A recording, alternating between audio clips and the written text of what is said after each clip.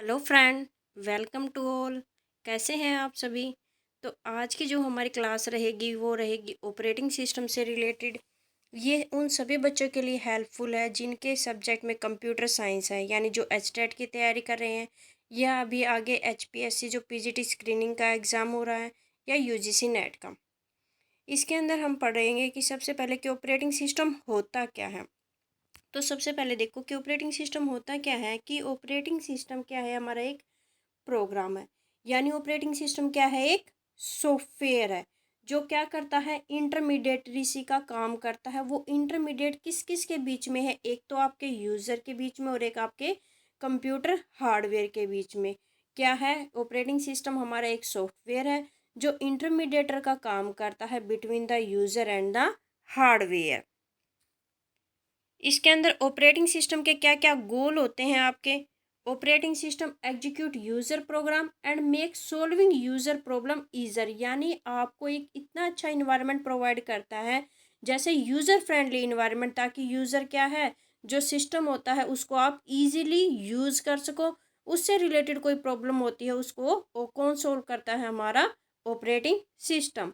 Make the computer system is convenient, यानी आपको बहुत इजी यूज़र फ्रेंडली जो इन्वायरमेंट आपको प्रोवाइड करता है। Use the computer hardware in efficient manner. जो आप कंप्यूटर हार्डवेयर डिवाइसेस यूज़ करते हो उनको क्या है, आप प्रॉपर उनका मैक्सिमम यूटिलाइजेशन कर पाओ। इसके लिए कौन प्रोवाइड करता है आपको, ऑपरेटिंग सिस्टम। फिर पढ़ते हैं कि कंप्यूटर सिस्टम आर्किटेक्चर क्या होता है आपका। इसके अंदर कंप्यूटर सिस्टम आर्किटेक्चर के अंदर हमारे क्या है, 4 कंपोनेंट्स यूज़ करते हैं। कितने कंपोनेंट्स होते हैं हमारे, 4 कंपोनेंट्स हैं। हार्डवेयर, हार्ड का मतलब क्या होता है, कोई भी चीज़ सख्त होती है, यानी जिसे आप जिसको टच भी कर सकते हो, जिसको आप फील कर सकते हो, वो क्या होता है हमारा हार्डवेयर। हार्डवेयर कैसे, कौन कौन से डिवाइसेज है जिन्हें आप छू सकते हो, जिन्हें आप फील कर सकते हो, तो वो हमारे कौन कौन से होते हैं, CPU, central processing unit, memory, input output devices जैसे कीबोर्ड, माउस, प्रिंटर, ये सभी क्या है, हमारे हार्डवेयर के अंदर आते हैं। फिर क्या है हमारा ऑपरेटिंग सिस्टम। ऑपरेटिंग सिस्टम क्या है, पूरे जितना भी आपका कंप्यूटर सिस्टम होता है उसको कंट्रोल करना, उसको कोऑर्डिनेट करना, use of hardware among various application and users. यानी आपको जो यूजर फ्रेंडली इन्वायरमेंट प्रोवाइड करता है कि आपको एक प्रॉपर हार्डवेयर को मैनेज करना, वो सभी कौन करता है, आपका ऑपरेटिंग सिस्टम। फिर क्या है हमारा एप्लीकेशन प्रोग्राम। एप्लीकेशंस प्रोग्राम क्या होते हैं, सबसे पहले एप्लीकेशन प्रोग्राम क्या है, हमारे सॉफ्टवेयर है। वो कौन से सॉफ्टवेयर हैं जिन्हें आप एप्लीकेशन प्रोग्राम कहते हैं, जैसे आपकी एक पार्टिकुलर यूज़र की एक पार्टिकुलर नीड होती है, उसके अकॉर्डिंग वो जो सॉफ्टवेयर को यूज़ करता है। फॉर एग्जांपल जो बैंकिंग के अंदर है, तो वो अपना क्या है, बैंकिंग अपना एक सॉफ्टवेयर यूज़ करते हैं। रेलवे स्टेशन पे है, जो रेलवे स्टेशन वाले हैं जो टिकट आपको इशू करते हैं, वो अपना क्या है, अलग से सॉफ्टवेयर यूज़ करते हैं। तो ये सभी किसके अंदर आते हैं, हमारे एप्लीकेशन प्रोग्राम। यानी एक पार्टिकुलर नीड के लिए आप उसका यूज़ करते हो। जैसे इसने एग्जांपल दिया है कौन कौन से, वर्ड प्रोसेसर। कंपाइलर क्या होते हैं, जो आपकी एक लैंग्वेज से दूसरी लैंग्वेज के अंदर ट्रांसलेट करते हैं। कंपाइलर कौन कौन से होते हैं हमारे, कंपाइलर हमारे इंटरप्रेटर हुआ। वेब ब्राउज़र, यानी जिसकी हेल्प से आप क्या करते हो, इंटरनेट को एक्सेस करते हो, जैसे ओपेरा मिनी हुआ, गूगल क्रोम हुआ, ये सभी क्या हमारे वेब ब्राउज़र। डाटाबेस सिस्टम, जहाँ पे आप पूरे डाटा को मैनेज करके रखते हो। और वीडियो गेम्स, जिनके लिए पार्टिकुलर जो गेम के लिए हम जो सॉफ्टवेयर यूज़ करते हैं वो क्या है, हमारे एप्लीकेशन प्रोग्राम। एट लास्ट में क्या है, यूजर्स। यूजर्स कौन कौन से हो सकते हैं, कोई भी people, machine and other computer, ये सभी किसके अंदर आते हैं, हमारे यूजर्स के अंदर। 4 कंपोनेंट्स ऑफ कंप्यूटर सिस्टम के कौन कौन से कंपोनेंट्स हैं इसके अंदर हमारे, देखो सबसे पहले ऑपरेटिंग सिस्टम काम क्या करता है, ये हमारा हार्डवेयर। एट लास्ट क्या है, यूज़र। बीच में कौन बैठा हुआ है, ऑपरेटिंग सिस्टम। तो ये क्या कर रहा है, बीच में आपको क्या कर रहा है, आपको एक इंटरफेस प्रोवाइड कर रहा है यूज़र को, ताकि वो इजीली आपके सिस्टम्स को यूज़ कर सके। तो ऑपरेटिंग सिस्टम क्या है, एक इंटरमीडिएटर है between the hardware end user. Operating system की डेफिनेशंस हम देख लें। ऑपरेटिंग सिस्टम के क्या क्या फंक्शंस हैं, क्या वो फंक्शंस परफॉर्म करता है। सबसे पहले क्या करता है, रिसोर्स एलोकेटर, यानी बहुत सारी प्रोसेसेस एक साथ आपके मेमोरी के अंदर आपने डाल दी। किसी प्रोसेस को आपको इनपुट आउटपुट चाहिए, किसी को मेमोरी चाहिए, तो वो क्या कर रहा है कि किस प्रोसेस को कौन सी आपको डिवाइसेस देना है, कितने टाइम के लिए देना है, वो सभी कौन मैनेज कर रहा है? आपका ऑपरेटिंग सिस्टम। नेक्स्ट क्या है? Operating system is a control program. Control program का मतलब क्या हुआ कि control execution of a program to prevent error and improper use of the computer. यानी बहुत सारी जो प्रोसेस आई है, कौन सी प्रोसेस को आप पहले एग्जीक्यूट करना है, किसको आपको बाद में करना है, वो सभी कौन करता है? आपका ऑपरेटिंग सिस्टम।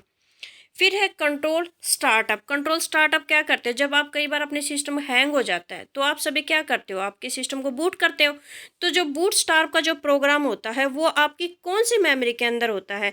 जो आपका बूट स्टार्ट का होता है वो कौन से होता है? रोम। और रोम में भी कौन सी पार्टिकुलर होती है? आपकी EP Rome.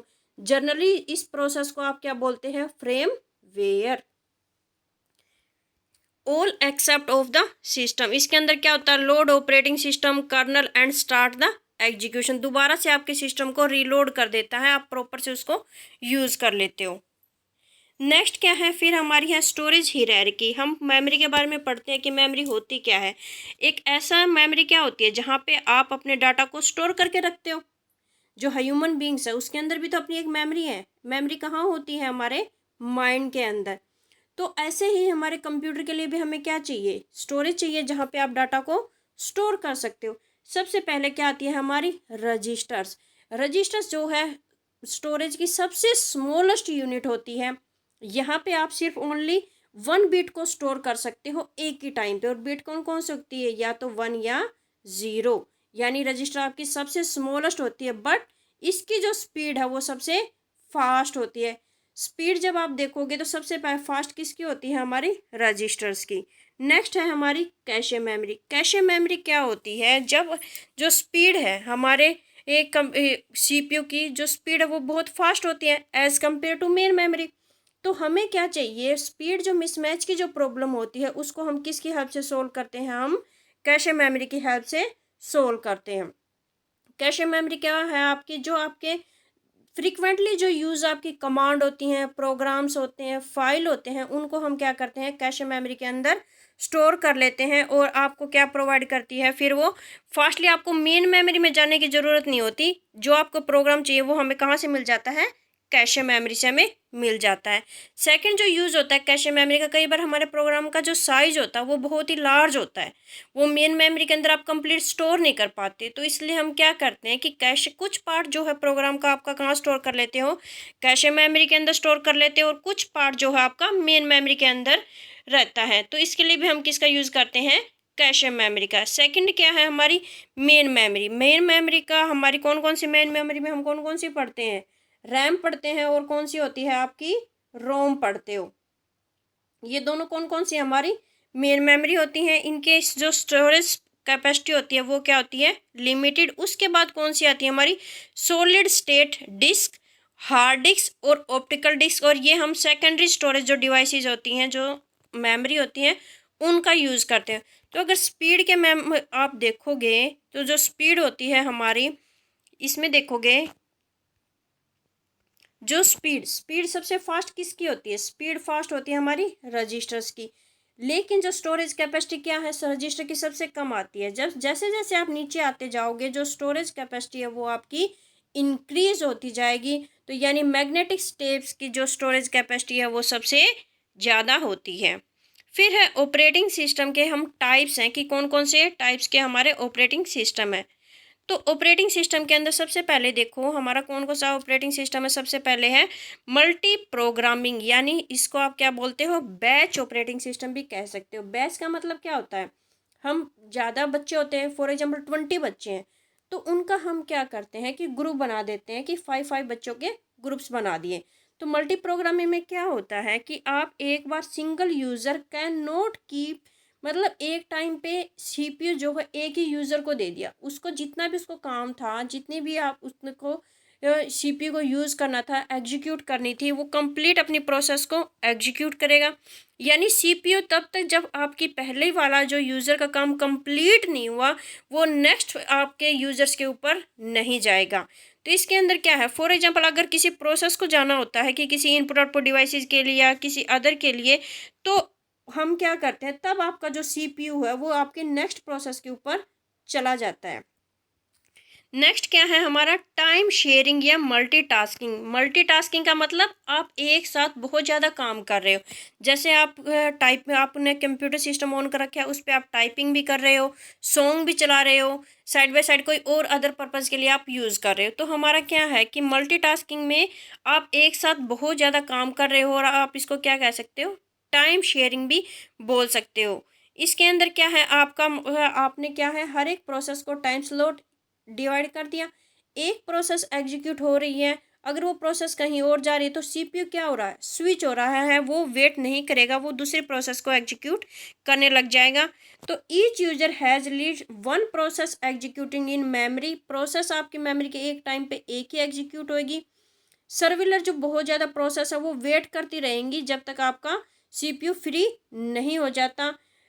If process does not fit in memory, तो हम क्या करते हैं, स्वैपिंग का कॉन्सेप्ट यूज करते हैं। स्वैपिंग का मतलब जहाँ पे आप स्वैप इन और स्वैप आउट यूज करते हो, यानी इनका मतलब जिस प्रोसेस की आपकी ज़रूरत होती है तो आप क्या करते हो, मेन मेमोरी से उसको उठा के आपके हार्ड डिस्क में ले जाते हो। और स्वैप आउट का मतलब जब प्रोसेस की आपको नीड नहीं होती, आपको उसको मेन मेमोरी से निकाल के हार्ड डिस्क में रख देते हो। Virtual memory allocation, execution of process not completely in memory. Next क्या है हमारा, memory layout for multi programmed system. Multi programmed के अंदर क्या होता है आपका, ये एक ऑपरेटिंग सिस्टम होता है, इसके अंदर आप क्या होते हैं, मल्टीपल्स जॉब रखते हो, जॉब 1, जॉब 2, जॉब 3, जॉब 4, क्या है ये हमारी मल्टीटास्किंग के अंदर आप एक साथ बहुत ज़्यादा प्रोसेस को एग्जीक्यूट कर सकते हो। फिर हमारा आता है कि प्रोसेस क्या होती है। प्रोसेस सुना होगा आपने, एक प्रोग्राम सुना होगा। प्रोसेस क्या होती है, प्रोसेस होती है हमारी लाइट वेट प्रोसेस, आप कह सकते हो कि मतलब जो एक प्रोग्राम का जो स्मॉलेस्ट जो पार्ट होता है उसको हम बोलते हैं प्रोसेस। और एक क्या होता है हमारा प्रोग्राम। प्रोग्राम होती है हमारी पैसिव एंटिटी, और प्रोसेस क्या होती है एक्टिव एंटिटी। फॉर एग्जांपल, आपने जब अपने प्रोग्राम को, अपनी फाइल को जब मेमोरी के अंदर स्टोर कर दिया तो वो क्या कहलाई, प्रोग्राम। जब उसी प्रोग्राम को आप एग्जीक्यूशन के लिए मेन मेमोरी के अंदर लेके आए हो, एग्जीक्यूटेबल जो फाइल होती है उसको हम क्या बोलते हैं, प्रोसेस। और प्रोसेस क्या हो जाती है हमारी एक्टिव एंटिटी कहलाती है। प्रोग्राम बिकम प्रोसेस, ये कह रहा है एक प्रोग्राम क्या होएगा, एक प्रोसेस में कब कन्वर्ट होएगा, जब आप उसको एग्जीक्यूटेबल फाइल से लोड करोगे इनटू द मेमोरी। यानी आप एग्जीक्यूटेबल फॉर्म में जब लेके आते हो तो वो प्रोग्राम से किस में कन्वर्ट हो जाती है, आपकी प्रोसेस के अंदर। फिर यहाँ पे हम डिस्करेक्ट शेड्यूलिंग कि कौन कौन से आपके शेड्यूलर आप यूज़ करते हो, एक प्रोसेस का एग्जीक्यूशन के लिए कौन कौन से स्टेप आप फॉलो करते हो। सबसे पहले देखो, कोई भी प्रोसेस जब एग्जीक्यूट होने के लिए आती है तो सबसे पहले क्या होगी, न्यू। न्यू के अंदर, न्यू से आप कहाँ पे जाओगे, रेडी। यानी आप पे कोई भी प्रोसेस आई सबसे पहले कोई एग्जीक्यूशन के लिए, उसको आपने कहाँ रखा, रेडी के अंदर, कि अभी तुम वेट करो, अभी CPU क्या है हमारा बिजी है। जो न्यू से आपके रेडी के अंदर लेके आया है, ये काम कौन करता है, लॉन्ग टर्म शेड्यूलर आपका वर्क करता है न्यू से रेडी के अंदर लेके आने के लिए। जैसे ही आपकी जो रनिंग में प्रोसेस थी वो कंप्लीट हुई, रेडी से आप कहाँ चले गए, रेडी से आप कहाँ चले गए, रनिंग के अंदर। रनिंग के अंदर अगर आपका प्रोसेस कंप्लीट हो रहा है, आपका एग्जीक्यूशन तो आप एग्जीक्यूट कर रहे हो, अगर कोई इंटरप्ट आ जाता है, इंटरप्ट क्या आ जाता है कि कोई VIP प्रोसेस आ जाती है, या आपको किसी स्पेशल हार्डवेयर या डिवाइसेस की ज़रूरत हो जाती है इनपुट आउटपुट के लिए, तो क्या हो जाता है, हमारे इंटरप्ट की वजह से हम क्या कर देते हैं कि वापस से हम कहाँ आ जाते हैं, रेडी क्यू के अंदर। फिर क्या है, अगर रनिंग क्यू में आपको इनपुट आउटपुट डिवाइसेस की ज़रूरत होती है तो कहाँ आ जाते हो आप, वेटिंग से। और जो आपकी रेडी में थी वो कोई नेक्स्ट जो प्रोसेस है वो कहाँ चली जाती है, हमारी रनिंग के लिए।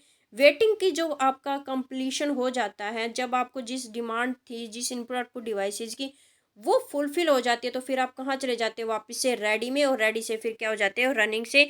और जैसे ही आपका एग्जीक्यूशन कंप्लीट हो जाता है तो आप क्या हो जाते हो, टर्मिनेटेड, यानी वो प्रोसेस क्या हो जाती है हमारी, एग्जीक्यूट। फिर है प्रोसेस कंट्रोल ब्लॉक। PCB क्या होता है कि जब आप एक प्रोसेस को एग्जीक्यूट कर रहे होते हो तो पीसीबी आपका क्या करता है, फॉर एग्जांपल आप किसी फाइल को एग्जीक्यूट कर रहे हो, फाइल को एग्जीक्यूट करते हुए कोई वीआईपी प्रोसेस आ जाती है, तो प्रोसेस कंट्रोल ब्लॉक क्या करता है, जिस प्रोसेस को आप एग्जीक्यूट कर रहे थे एक टाइम पे उसको क्या कर देता है, जो प्रोसेस एक टाइम पे एग्जीक्यूट हो रही थी उसको इंटरप्ट कर देता है, यानी उस प्रोसेस को वो रोक देता है।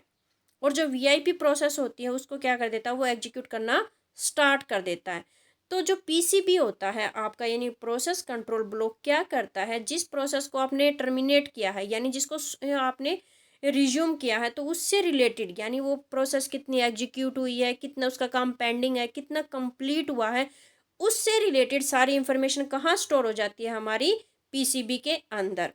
जैसे ही वीआईपी जो प्रोसेस है वो कंप्लीट हो जाती है, तो जो आपने होल्ड पे रखी थी, जो प्रोसेस आपने इंटरप्ट किया था, उसको पीसीबी क्या करता है, वापस वहाँ पे लेके आता है एग्जीक्यूशन के लिए। और ये एग्जीक्यूशन वहीं से स्टार्ट होता है जहाँ से आपने उसको छोड़ा था। यानी जैसे कोई भी फाइल आप अपलोड कर रहे हो या डाउनलोड कर रहे हो, बीच में आप उसको रोक देते हो, तो वो क्या कर देती है, जब दोबारा से आप उसको अपलोड करते हो या डाउनलोड करते हो, तो वो क्या होती है, स्टार्टिंग से नहीं होती, जहाँ से जितनी आपकी डाउनलोड हुई है उससे वो क्या करती हैं, आगे ही आपके डाउनलोड होती है या अपलोड होती है। तो ये काम कौन करता है, हमारा पीसीबी। तो इसके अंदर हमारी दो टर्म आती है, कंकरेंसी एंड पैरेललिज्म। अब कंकरेंसी क्या होता है, कंकरेंसी होता है जब कंकरेंटली, मतलब एक टाइम पे पहले वन प्रोसेस आई, फिर 2 3 4 ऐसे सीक्वेंसली आप कह सकते हो कि प्रोसेस हमारी क्या होती है, एग्जीक्यूटेड।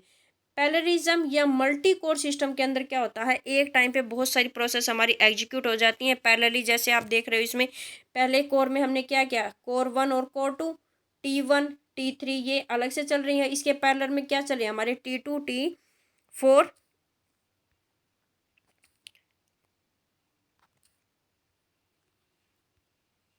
फिर है single and multi threaded process. Single threaded का मतलब एक टाइम पे जब आप एग्जीक्यूट कर रहे हो वन ही प्रोसेस को, तो वो हमारी क्या होती है, सिंगल थ्रेडेड। यहाँ पे आप अलग से code, data, file, registers, stack और थ्रेड्स, यानी एक ही टाइम पे एक ही प्रोसेस एग्जीक्यूट हो रही है। मल्टी थ्रेड्स के अंदर क्या करते हो आप, कोड, डाटा और फाइल्स, ये तो आप तीनों के लिए कॉमन ही लोगे। मतलब अगर आपकी बहुत सारी प्रोसेस एग्जीक्यूट हो रही है तो तीनों के लिए कोड, डाटा और फाइल तो सेम रहेगा, लेकिन हर एक प्रोसेस का अपना एक रजिस्टर होएगा, अपना एक स्टैक होएगा।